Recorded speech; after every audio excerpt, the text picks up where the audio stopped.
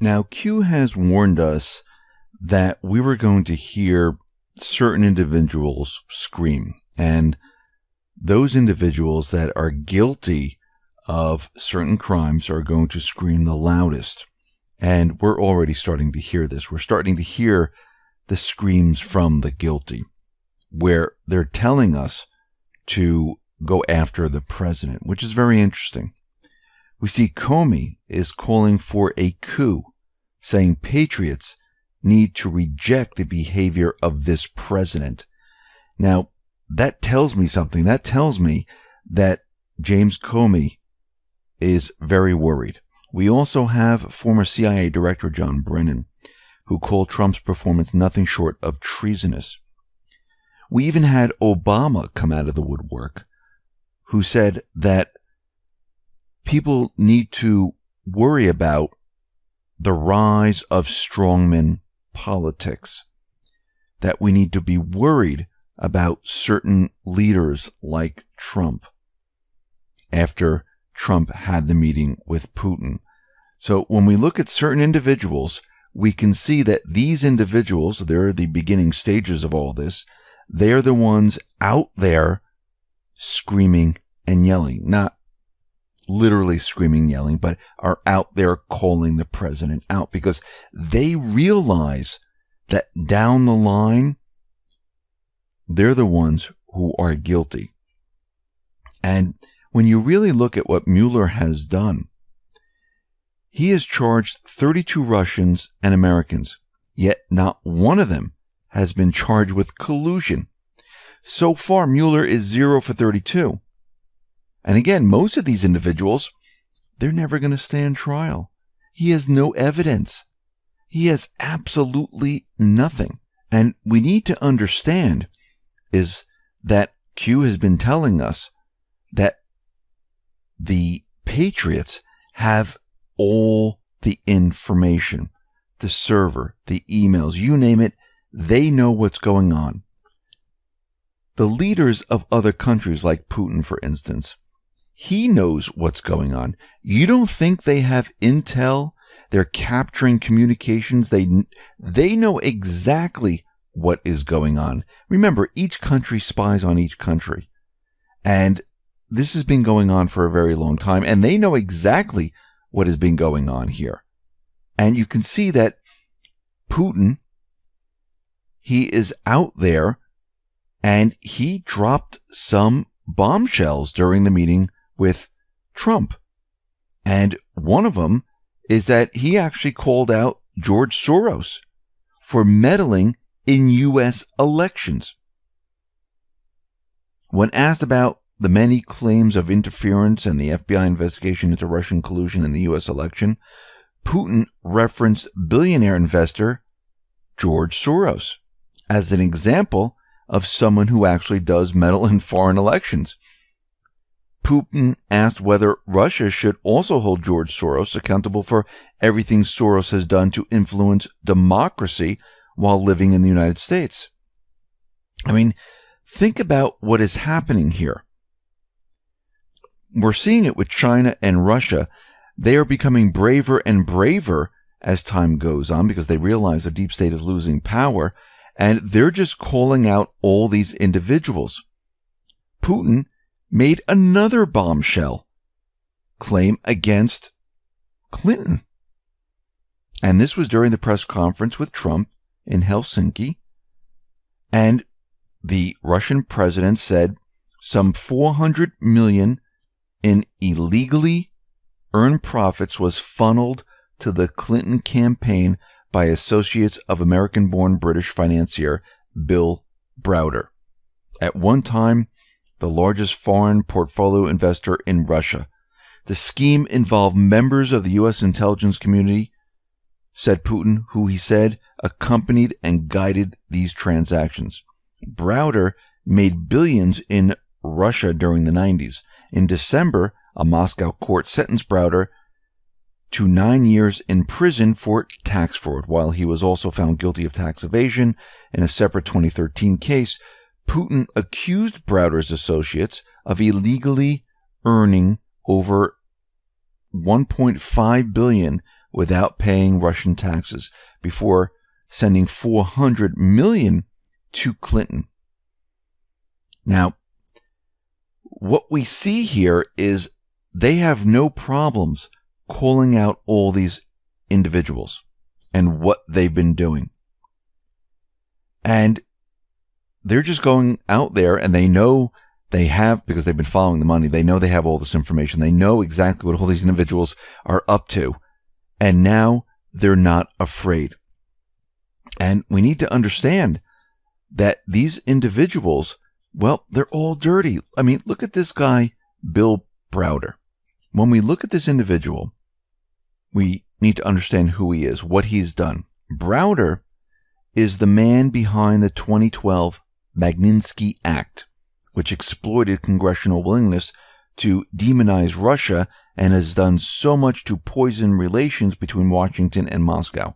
The act sanctioned individual Russian officials, which Moscow has rightly seen as an unwarranted interference in the operation of its judicial system. Now, Browder claims that his accountant Sergei Magnitsky was a crusading lawyer who discovered a $230 million tax fraud scheme that involved the Browder business interest Hermitage Capital, but was, in fact, engineered by a corrupt Russian police officer who arrested Magnitsky and enabled his death in a Russian jail. Now, many have been skeptical of the Browder narrative, suspecting that the fraud was, in fact, concocted by Browder and his accountant Magnitsky. So the question is, why was such a man granted credibility and allowed a free run to poison the virtually important U.S.-Russia relationship? And the answer to all this is follow the money. Browder was a major contributor to Senator Ben Cardin of Maryland, who was the major force behind the Magnitsky Act, and also gave funds to Clinton. So we see right now, all you need to do is follow the money, and you find out what is going on. Now, we understand that the deep state, they were having regime change in many different countries. Sudan was one of them. We understand it was Iraq. It was trying to be Syria. We know Lebanon. We know Libya. We know Ukraine. And we see right now, as the deep state continually pushed their agenda in all these different areas, all we saw was war. We never saw peace on the horizon. There was never any signs of peace because the deep state didn't want peace, because those individuals that were trying to remove the puppet governments that the deep state put in there, they were considered terrorists.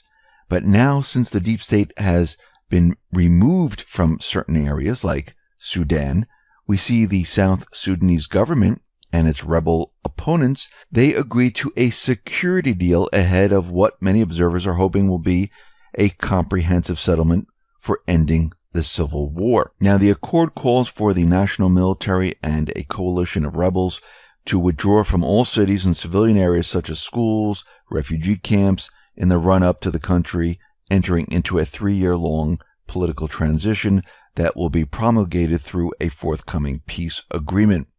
The warring factions recently committed to the roadmap during talks in the Sudanese capital, and we can see right now they are on their way to having peace. Now, out in Afghanistan, we understand that President Ghani continually tried to push a peace deal at the Taliban, and he even pushed it out to a year, saying, let's talk about this.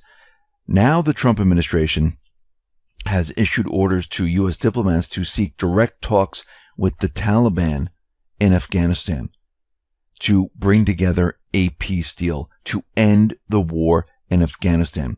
General John Nicholson followed this up by saying that he is ready for direct talks with the Taliban in an effort to end the 17-year-long war. He says the U.S. must have a key role in the talks. So, once again, we see that things are now changing for the good. So, the plan that was set into motion to bring troops home is definitely in motion. Remember, Q has been telling us that November 11th is going to be the parade of all parades. And one of the things that we think is going to happen is that many of the individuals that were out in all these countries, they are going to be coming home. The wars are going to come to an end. Remember, these wars were created by the deep state. Actually, they were created from lies. And they forced the American people to go to war for their lies. We see out in Syria, the U.S.-backed forces, the Syrian government, they're going to be holding peace talks, and they're going to be talking about peace. Now, we know that Trump has met with Putin, and we see at this point that Trump says cooperation between the U.S. and Russia, it can save thousands of lives.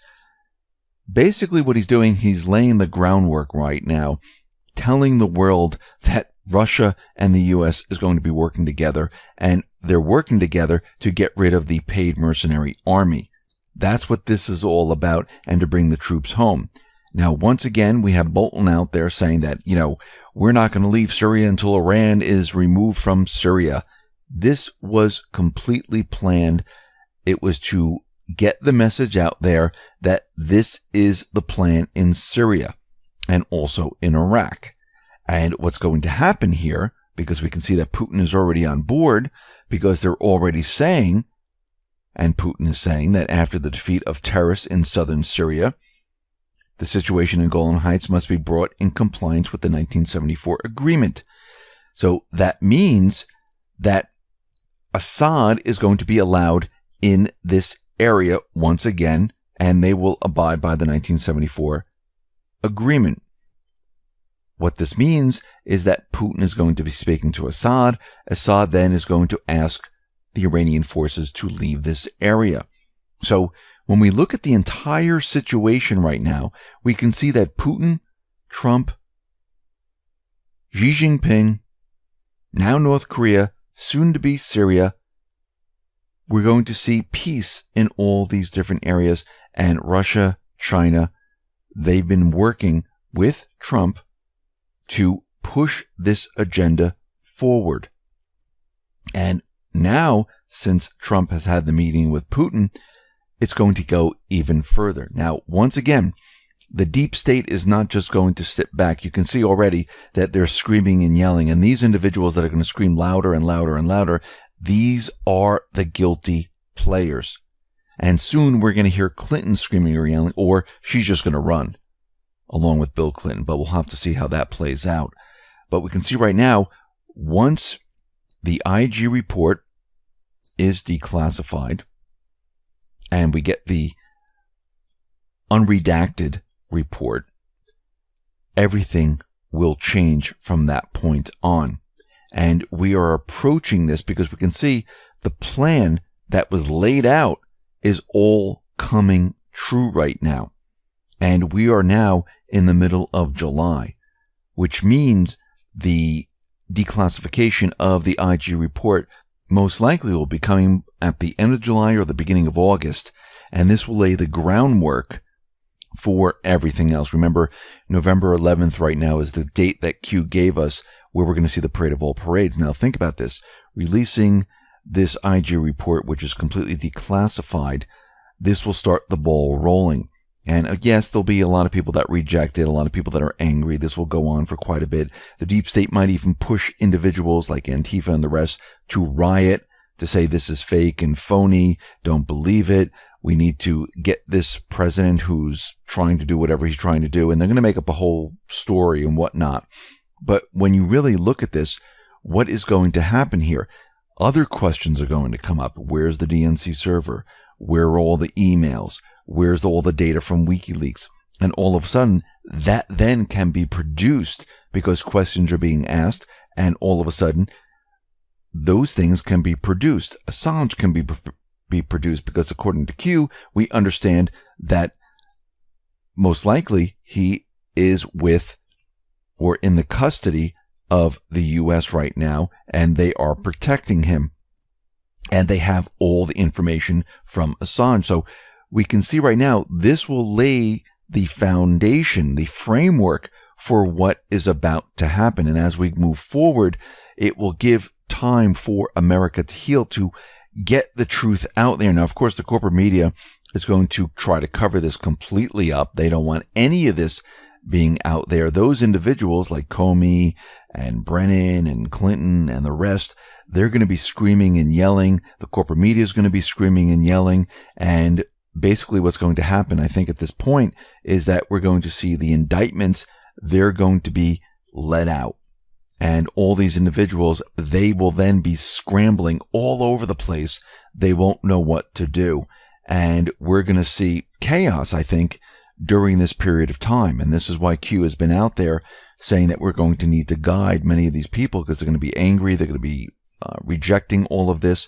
And the whole thing, for a short period of time, I do believe is going to be a nightmare. Now, of course, the deep state, what they're going to try to do is they're going to try to push this a lot harder, where there's a lot of chaos, where there's a lot of rioting, where there's a lot of everything. And they're going to try to do whatever they possibly can. Just like when Trump was elected, we saw Antifa out there smashing things and doing things, but it really didn't get off the ground. And I don't think they're going to be able to get this off the ground. I think this is going to be a dead end approach. And once they realize that it is a dead end approach, it is game over.